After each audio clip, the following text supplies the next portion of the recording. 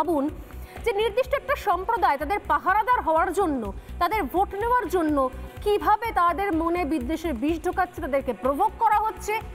একজন মুখ্যমন্ত্রী শপথ নিয়ে মুখ্যমন্ত্রী হয়েছেন, বিধানসভায় দাঁড়িয়ে করেছেন, সত্যি তাই আমি সহমত। এক্ষেত্রে কেন কোনো আইনি ব্যবস্থা নেওয়া হবে না?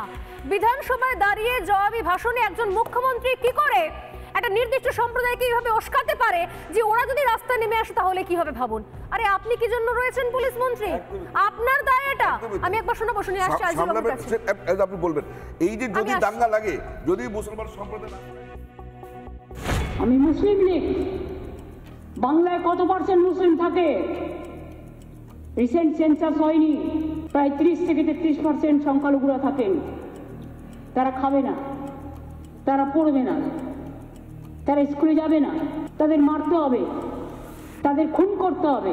আমি যদি বলি আমার 5টা আঙুলে হিন্দু, বৌদ্ধ শিখো, জৈন, পারসিক, মুসলমান ও খ্রিস্টানি, সেটা অন্যায়? এত যে অশ্লীল কথা বলছেন, একটা ধর্মের নামে এত কুৎসা করছেন, একটা অপপ্রচার করছেন, একদিন তারা যদি একটা আন্দোলনের ডাক দেয়, আপনি নিজেকে সামলে রাখতে পারবেন তো? এটা কি উস্কানি নয়? এই রাজ্যে মুসলিমরা কি খাবে সেখানে আটকানো হয়, কি পড়বে সেখানে আটকানো হয়, তাদের স্কুলে যেতে আটকানো হয়, তাদের মাদ্রাসা যেতে আটকানো হয়, এবং তাদেরকে নাকি খুন করা হয়, তাদেরকে নাকি মারধর করা হয়, খুন করা হয়। আমি জানি না মমতা বন্দ্যোপাধ্যায় কোথা থেকে এরকম এক্সাম্পল পেয়েছেন। আমি গতকালও বললাম, আজ পর্যন্ত কোনো সংখ্যালঘু মানুষকে এই রাজ্যে আমি খবর শুনিনি।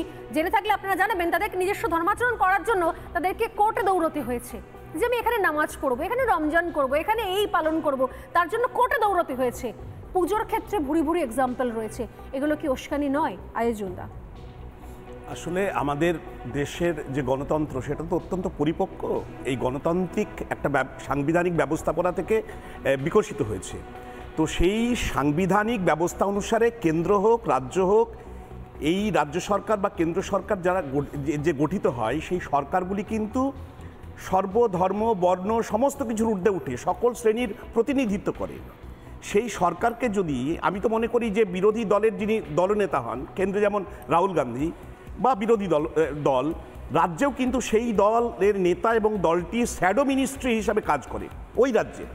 সুতরাং সাংবিধানিকভাবে সংসদের রীতিনীতি অনুসারে তিনি একটা সাংবিধানিক পোস্ট হোল্ড করেন। তিনি যখন সরকারকে, প্রেজেন্ট সরকারকে বলেন যে মুসলিম লীগের 2 সরকার, আনসারুল্লাহ বাংলার সরকার, এই সরকার আপনি বলুন, আমি তারা বলুন মোল্লা পরশুদিন বললাম টাইমলাইন স্টাডি করুন, কখন বলতে বাধ্য হচ্ছেন, কখন বলতে বাধ্য হচ্ছেন? আমি তাহলে বলছি না, আমি তাহলে বলুন। না না আজিজুল্লাহ, আপনি ঠিক কথা বলছেন, কিন্তু না আমি আজিজুল্লাহ, এটা আনফেয়ার হচ্ছে না, আমাকে বলতে দিও, তারপরে বলুন। হ্যাঁ, প্লিজ।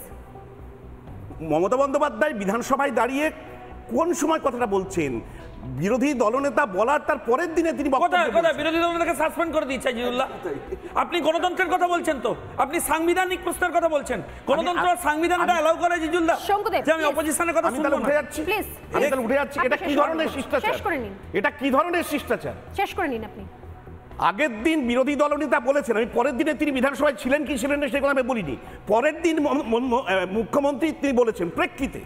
আর একটা বিষয় হচ্ছে যে এই রাজ্যে ভারতীয় জনতা পার্টি প্রতি মুহূর্তে যেভাবে বিদ্বেষের রাজনীতি খেলছে, সাম্প্রদায়িক বিদ্বেষের রাজনীতি, সেই জায়গা থেকে আমি বলি না, আরে দাদা আপনার সময় বলিনি, আপনি অধ্যাপক মানুষ, বলুন না, বলুন। বিষয়টা হচ্ছে একদিকে আপনি অধ্যাপক, আপনি ডেটগুলো বলুন, আমি একদম ডেটগুলো বলুন, কখন বিজেপি কি করেছে।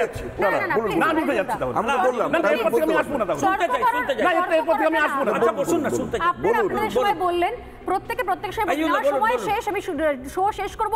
প্লিজ আইজুলদাকে কথাটা শেষ করতে দিন, তার লাইনটা, সেন্টেন্সটা শেষ করতে দিন। বিষয়টা হচ্ছে এই রাজ্যের মুখ্যমন্ত্রী যে দলের নেতৃত্ব করেন, আমি দৃঢ়তার সঙ্গে বলছি যে এই সাংবিধানিকভাবে সেকুলার দেশ এবং রাজ্য, সেক্ষেত্রে সকল ধর্মের মানুষ যাতে স্বাধীনভাবে ধর্মাচরণ করতে পারে, নিজের ধর্মীয় আচরণ যাতে পালন করতে পারে, তার সুরক্ষা রাজ্য সরকার প্রশাসনিকভাবে দেয়, কেন্দ্র সরকারও দিতে দায়বদ্ধ, রাজ্য সরকারও দিতে দায়বদ্ধ।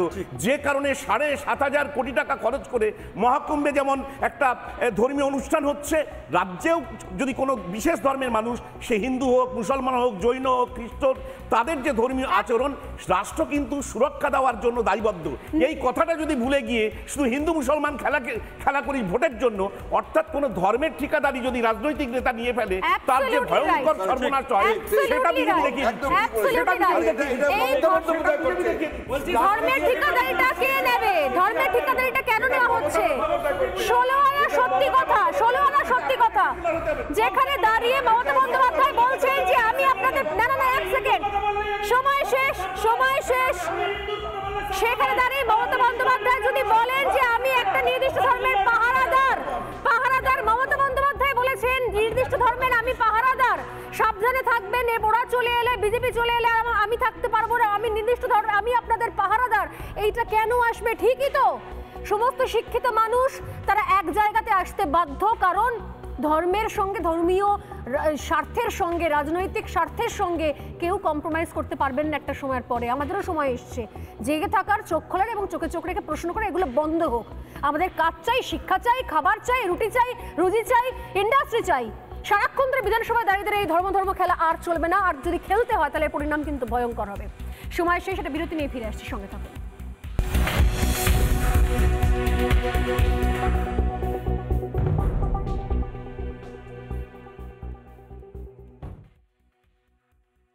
নানা ধরনের কন্টেন্ট দেখার জন্য লাইক করুন, শেয়ার করুন আমাদের ফেসবুক পেজ, সাবস্ক্রাইব করুন আমাদের ইউটিউব চ্যানেল।